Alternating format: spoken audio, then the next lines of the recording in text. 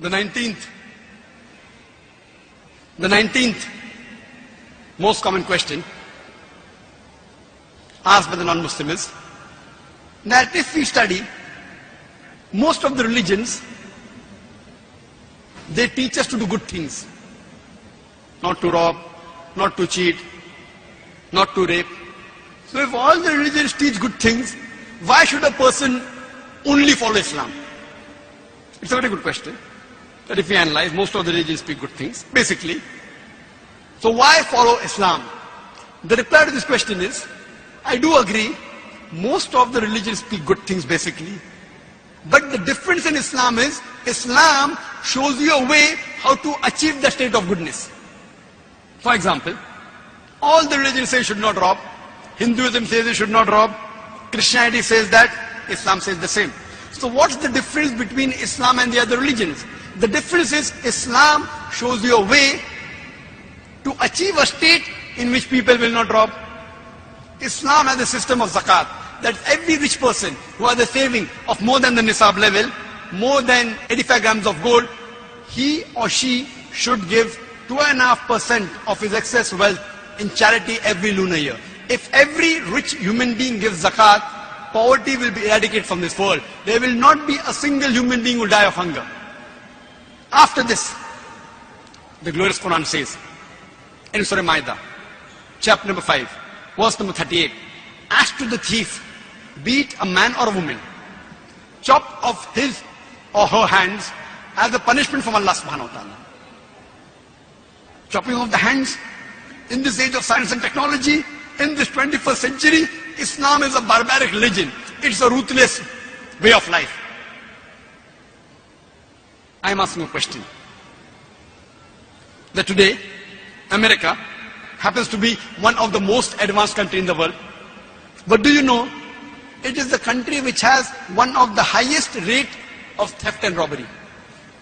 I am asking the question that if you implement the Islamic Sharia in America, in USA, every person who's rich, who has a saving of more than 85 grams of gold, should give 2.5% of his saving every lunar in charity. After that, if any person, man or woman, robs, chop off his or her hand as a punishment, I am asking the question, will the rate of robbery and theft in America, in USA, will it increase? Will it remain the same or will it decrease? Increase, remain the same or decrease? Decrease. It's a practical law. You implement the Sharia, you get results. You implement the Sharia anywhere, it doesn't have to be a Muslim country. You implement in USA also, you will get results. That is the reason I say Islam, besides speaking good things, shows you a way how to achieve that goodness. And many people think that if you go to Saudi Arabia, where this law is practiced, every second person you come across will have his hand chopped off. I have been to Saudi Arabia more than 50 times. I have not come across a single person whose hands have been chopped off. There may be some people whose hands have been chopped off, but it is not as common as you think. The law is so strict that a person will think 10,000 times before robbing. And if you relax this law, if Saudi Arabia stops this law, Islamic law, immediately you will find that robbery and theft will increase. Not that the police is very intelligent, but the law is so strict, the law of Allah subhanahu wa ta'ala. If you relax this law, even in that country again theft and robbery will increase. It is the practical law. You implement the Sharia, you get results. Let me give you one more example. Most of the religions say that molesting a girl is wrong, raping a girl is wrong. Hinduism says that, Judaism says that, Christianity says that, Islam says the same. So what's the difference between Islam and the other religions? The difference is Islam shows you a way how to achieve a state in which people will not molest or rape any woman. Islam speaks about the system of hijab. Normally, you read books, you find orators, scholars talking about hijab for the woman, hijab for the woman. But Allah subhanahu wa ta'ala in the Quran first speaks about the hijab for the man and then for the woman. Allah says in the Quran in Surah Nur, chapter number 24, verse number 30, say to the believing man that he should lower his gaze and guard his modesty. Whenever a man looks at a woman, if any brazen thought, any unashamed thought comes, he should lower his gaze. Once There was a Muslim who was staring at a girl for a long time. I said, brother, what are you doing? It's haram in Islam. He told me, our beloved Prophet said, the first glance is forgiven, the second is prohibited. I have not completed half my glance. That does not mean you look at a woman for 10 minutes without blinking and saying, I have not completed my glance. What the Prophet meant was, if you unintentionally look at a woman, don't look at her again to feast on her beauty. The next verse speaks about the hijab for the woman. Allah says in the Quran in Surah Nur, chapter number 24, verse number 31, say to the believing woman that she should lower her gaze and guard her modesty, and display not her beauty except what appears ordinary of, and draw a head covering over her bosom, and display not her beauty except to her husband, her father, her son, and a list of mahram, the close relatives which she can't marry is given. The basic criteria for hijab as far as the extent is concerned is that for the woman, the complete body should be covered. The only part that can be seen are the face and the hands up to the wrist. And it's mentioned in the Quran, in Surah Ahzab, chapter number 33, verse number 59. Allah subhanahu wa ta'ala says, O Prophet, wives and your daughters and the believing women, that when they go abroad, they should put on the jilbab, they should put on the cloak, so that they shall be recognized and they will be prevented from being molested. Quran says, when the believing women, when they go abroad, they should put on the jilbab, the cloak, so that they shall be recognized and will prevent them from being molested. For example, if there are two twin sisters who are very beautiful, who are equally beautiful, and if they are walking down the streets of Dubai, maybe Jumeirah, and one twin sister, she is wearing the Islamic hijab, complete body covered, except for the face and hands up to the wrist, and the second twin sister, she is wearing the Western clothes, mini skirt, or shorts, or with a low neck.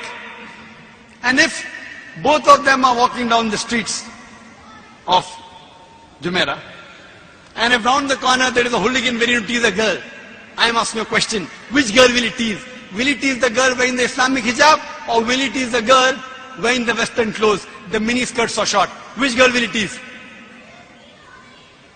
Which girl? The one wearing mini skirts or short? Quran rightly says that hijab has been prescribed so that to protect the women, to prevent them from being molested. And after this, the Islamic Sharia says, if any man rapes a woman, capital punishment, death penalty. Non-Muslims say, capital punishment, death penalty in this age of science and technology. Islam is a barbaric religion. It's a merciless way of life. I ask these non-Muslims, and I say, let's suppose, God forbid, someone rapes your mother, someone rapes your sister, and if the rapist is born in front of you, what punishment will you give him? And believe me, 100%, all of them said, we will put him to death. If someone rapes your mother, you want to put him to death. Somebody rapes somebody else's mother, you say death penalty is a barbaric law. Why these double standards? You know, today, we look up to America as the most advanced country in the world. Do you know, according to statistics of America, it is one of the countries which has the maximum rapes in the world. As I mentioned earlier, in 1990, according to FBI report, every day 1,756 cases of rape took place. If you see the other statistic, 1996, 6 years later, US Department of Justice, every day 2,713 cases of rape took place. Maybe the American got more bold. Every 32 seconds, one rape is taking place in America, in USA. Every 32 seconds. You know, I have given this lecture for the past 1 hour. Already more than 50 rapes may have taken place in America since the time I am giving the lecture. I am asking you the question that if you implement the Islamic Sharia in USA, and do you know, what do the statistics say? 1990 statistics say, in the full year, in 1990, 102,555 rapes took place. Only 16% were reported. Therefore, the exact number of cases, you multiply by 6.5, you get the reply of 640,968 rapes took place. Per day divided by 365, 1,756. But the report continues. Out of the 16% that were reported, only 10% were arrested. That means 1.6% of the rapists were arrested. Out of those arrested, 50% were let free. That means only 0.8% underwent the trial. 50% were let free before the trial. That means 125 rapes you commit, the chances you'll undergo a trial is 1. Very good gamble. 125 girls you rape, and chances you get a punishment is 1. Who wouldn't like to try? And the statistics tell us that the judge said, oh, pehli baar rape kya? First time he's committed rape. Okay, give him only 1 year punishment. More than 50% get 1 year imprisonment, though the law says 7 years rigorous imprisonment. But the judge is lenient. First time he's done. 125 rapes. You get caught once, judge says, first time now. 50% of the cases, he says less than 1 year. I'm asking the question. If you implement the Islamic Sharia in USA, any man looks at a woman, any brazen, any unashamed thought comes, he should lower his gaze. After that, the woman, they should properly be covered, complete body covered except the face and the hands of the wrist can be seen. After that, if any man rapes a woman, capital punishment, death penalty. I'm asking the question, will the rate of rape in USA, will it increase? Will it remain the same or will it decrease? It will decrease. It's a practical law. You implement the Sharia and you get results. That's the reason one of the least rate of crime in any country in the world, it's in Saudi Arabia. Why? You implement the Sharia, you get results. That's the reason I say that Islam, besides speaking good things, it shows you a way how to achieve the good things. So the other religions are more theoretical. Islam is a practical religion.